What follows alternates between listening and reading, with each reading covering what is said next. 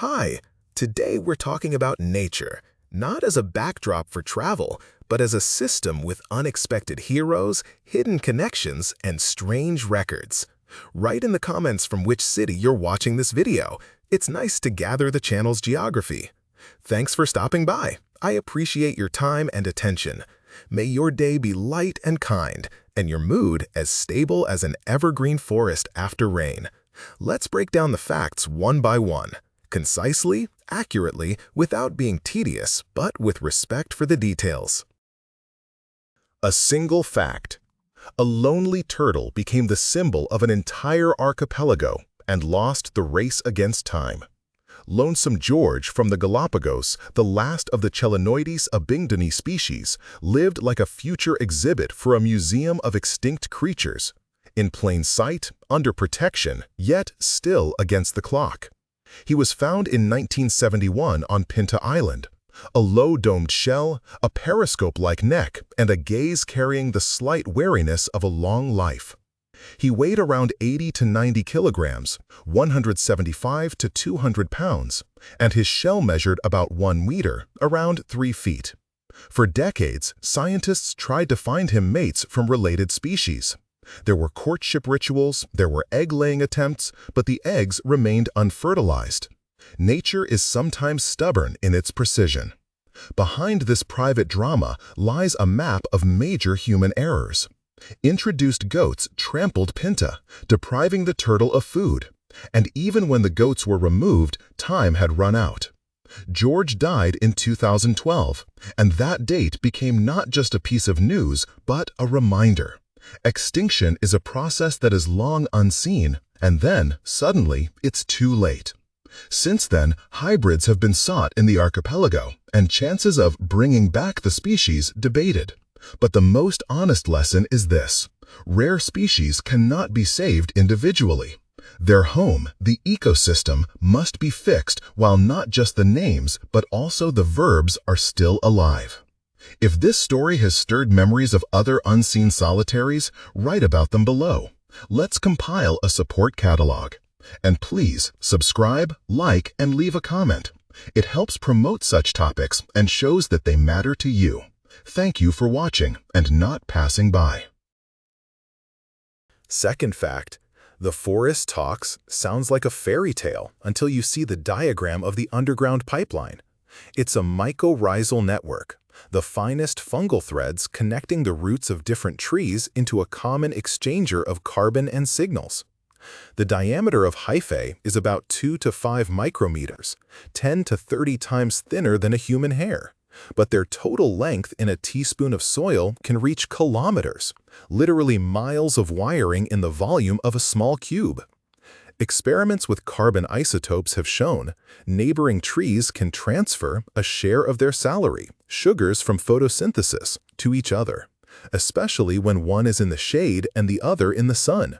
For seedlings, such a share of supplementary nutrition reached, according to estimates, a noticeable part of their daily balance. Mother trees, old and powerful, distribute resources to their family and in return receive chemical push notifications.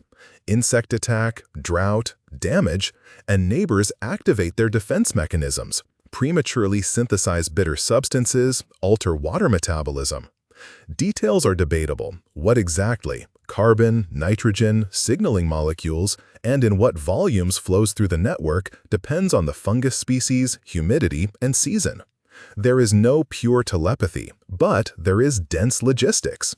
Imagine a city block where basements are connected by pipes. Some residents overpay in winter, others pay off their debt in summer, and a dispatcher instantly sends warnings. This is how the forest works, and that's why felling lonely old-growth trees often breaks an entire neighborhood of connections. Have you noticed in parks how the crowns of different species seem to adjust to each other without blocking the neighbor's light? Share your observations in the comments. It's interesting to know if you believe in the forest internet before and after these facts, and if your opinion has changed over time. Third fact. Is the Sahara an eternal desert? Then why, just 6,000 to 8,000 years ago, were hippos swimming here and flocks of pelicans whistling over the water? Paleoclimate maps show that during the African humid period, approximately 14,500 to 5,500 years ago, the monsoon rose hundreds of kilometers north. This happened because, due to Earth's precession, the summer sun more intensely heated latitudes of 15 to 25 degree N. Rains fed savannas, and the giant Mega-Chad Lake expanded to cover areas of about 300,000 to 350,000 square kilometers, comparable to Germany. In the Tassili Niger caves, there are depictions of swimmers and hunting scenes. These are not fantasies, but chronicles of the daily lives of people whose settlements stood on the banks of vanished rivers. Precipitation was uneven. In some places, seasonal downpours, elsewhere chains of swamps. But the overall picture was clear. The Green Sahara lived for millennia. Then the system clicked. The monsoon retreated, evaporation outweighed inflow, vegetation couldn't hold moisture, and within a few centuries, dust took its revenge. People moved to the Nile, switched from hunting to herding, and on the sands remained scattered bones of fish and hippos. Today, this same dust, as feedback, travels across the Atlantic and, by estimates, brings tens of thousands of tons of phosphorus annually to Amazonia, a fertilizer from the past for another continent. The lesson is not about miracles, but about mechanics. Nature can switch between stable states if nudged by orbit, vegetation, or humans. Save this fact if you love then versus now stories and share the video. Let more people see how quickly the eternal becomes temporary. Fact 4. The beaver is a canal pest. Sounds familiar until you see how a single night shift turns a stream into a cascade of reservoirs. Two world brigades, the European Castor fiber and the North American Castor canadensis, work with the same scheme. They wet the clay, prop it up with branches and logs, tamp it down with their tails, and thus create a dam 0.5 to 1.5 meters, 1.6 to 5 feet high, and tens of meters long. The Canadian record is around 850 meters, about 0.53 miles. Rusty-colored teeth are not nature's prank, but iron in the enamel that strengthens the incisors. They grow millimeters per week and are worn down by wood. They prefer willow, aspen, and poplar, softwood, fast-growing, with a convenient diameter of 5 to 20 centimeters, 2 to 8 inches.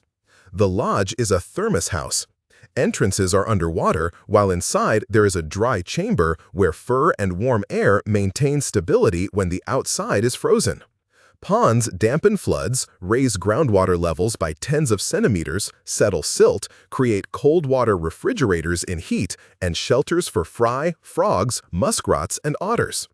Beavers detect leaks by bubbles and repair them at night in about 5 to 10 minutes, plugging the breach. If the flow is too strong, humans install decoys, hidden pipes that maintain the level without collapsing the dam. A compromise between the road and the ecosystem. Try walking along the bank and look at the micro details, paw prints, gnaw marks, water spilling over the crest. It's a living textbook of hydroengineering. Are there beaver ponds or fresh dams on streams near you? Write the region and month of observation.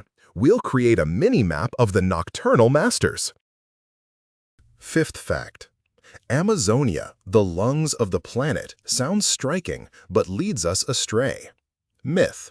The Amazon rainforest produces up to 20% of the world's oxygen, and that's why we breathe. Fact. The Amazon forest does indeed photosynthesize actively during the day, but at night and in the forest floor litter, this same oxygen is almost entirely consumed by the respiration of plants, animals, and microbes. In the annual balance, a large mature forest is close to zero in net O2 output. Long-term oxygen accumulation in the atmosphere doesn't happen where there are lots of leaves, but where some organic matter is permanently removed from the cycle, in marine sediments and peatlands, and also when iron and sulfur oxidize and lock up reduced forms. Nevertheless, the forest is vital for other reasons. It holds carbon in biomass and soils, cools the surface by evaporation, initiates the flying rivers of moisture, and hundreds of billions of trees create climatic buttons for rainfall on the continent. Another nuance, about half of global photosynthesis occurs in the oceans. Microscopic cyanobacteria and diatoms work without noise and headlines. And if an acquaintance confidently states that Amazonia is our lungs, gently correct them. Our lungs are stable carbon and water cycles, plus the slow burial of organic matter. The forest is the heart of this system, but not a profit-making oxygen factory. Such clarifications do not diminish the value of the jungle. On the contrary, they focus it. If you appreciate a sober analysis of myths without panic or exaggeration, signal your support. Give a like or write a short, important. That way, I'll understand if this format is worth continuing. The Earth's largest creature isn't the blue whale.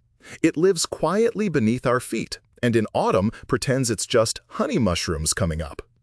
In the Malheur National Forest, Oregon, USA, a clone of the fungus Armillaria, described as A. ostoye, A. solidipus, occupies an area of about 965 hectares, which is about 9.65 kilometers squared, or approximately 3.7 square miles, the scale of a small town, and about 1,300 standard-sized football fields.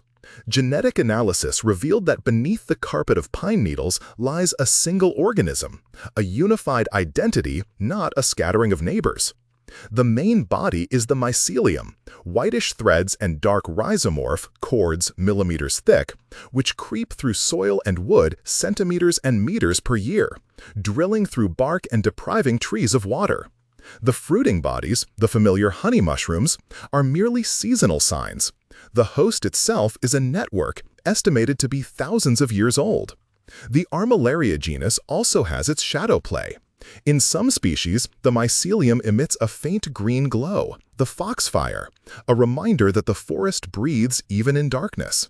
The paradox of the record is that the giant is both an engineer and a pathogen. It reshapes the ecosystem by removing weak trees, followed by insects, woodpeckers, and young growth.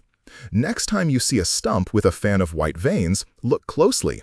You are standing on the edge of a city without a town hall, but with a communication plan. If you want more natural extremes, type "more records," and I will gather a continuation with the strangest champions. Seventh fact.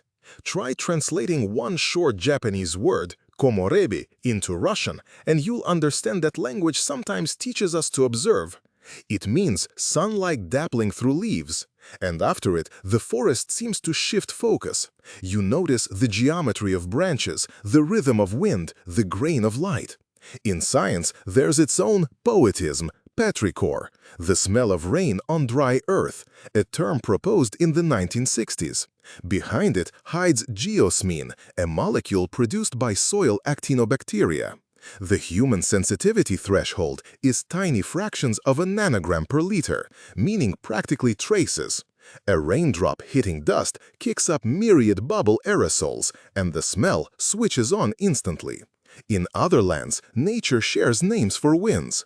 Bora is an icy katabatic flow from the Dinaric Alps with gusts up to 40-60 meters per second.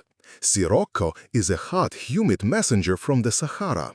Meltemi is a stern northerner of the Aegean summer, and Harmattan is the dry haze of the Gulf of Guinea. When you have words, you know in advance whether to close shutters, expect dust, or drink more water. Russian beautifully split blue into sini, dark blue, and goluboy, light blue. And this, according to psycholinguistics, shifts the boundaries of shade recognition. The world seems to fragment more precisely. The meme about hundreds of words for snow among Arctic peoples is debatable, but there's an honest, grim reality. The Nenets and Pomors truly have working vocabulary for the type of snow cover, crusts, and freshness of snowfalls. It's the language of survival for a sled and a fisherman. Language is optics, and the finer it is, the earlier you see the weather or seasonal change. And what natural word from your region do you love most? Storm, frost, low water, dry wind. Write one word and the short story why it's yours. It's interesting to gather a living dictionary of observers. Eighth fact. 100 years ago, the night was dense and starry like a velvet dome. Today, for the inhabitant of a big city, the Milky Way is a rare guest, sometimes even a myth from a textbook. The light we pour onto streets, courtyards, and facades doesn't just change the sky's picture, it expands the boundaries of wakefulness for whole species. Biologists like simple numbers. A full moon provides about 0.1 to 0.3 lux, an ordinary lantern 10 to 30 lux. For us, it's just brighter, but for nocturnal insects, it's a broken compass. Many moths use lunar navigation, maintaining a fixed angle to a distant source, resulting in a straight trajectory. With a lantern, the source is close, the angle is the same, and the insect spirals and dies from exhaustion or a swift's beak. Feathered migrants fly by the stars and magnetic field, but glass facades, crane, and stadium lighting pull them like headlights in fog. Hence, the night crashes, flocks of tired birds over arenas, disrupted rhythms of travelers. Plants in the city hold their foliage longer and fall asleep later. Photoreceptors catch extra hours, and the tree enters winter unprepared. Sea turtles on illuminated beaches turn towards the promenade instead of the silvery edge of the waves. Street LEDs are brighter than the sea's reflection. The night has a recipe for its return. Warm lamps instead of cold ones, visors and directed light, motion sensors, and darker where possible, darker when possible. This is not asceticism, but precise tuning. Do you remember a place where you can see the Milky Way without streetlights? A step, a village, a mountain pass? Share the location and month. Let this video have a map of silence and darkness, where you can go and remember how truly high our neon planet is. Ninth fact. Let's test it in practice. In a single weekend, you can significantly change the ecology of your yard or balcony, without grants or special equipment. Start with the invisible threat, glass. Birds don't crash into the reflection of the sky, but into emptiness. And here the simple 2x4 rule works. Make a visible pattern on the glass so that the distance between the marks is no more than 5 by 10 centimeters, about 2 by 4 inches. Stripes, dots, patterns with a marker using a stencil. One large sticker in the middle hardly helps. Light is the second lever. Replace cold diodes with warm ones, less than 2700 K. Hang visors and direct light downwards. Install a motion sensor. This way you will eliminate dozens of unnecessary lux that disrupt the navigation of insects and birds. Moisture is the third. A shallow bird bath 2 to 5 centimeters, 1 to 2 inches, deep with a stone island and water changes every 2 to 3 days will stop mosquito larvae and give a chance to bees and tits. Remember the rain rule.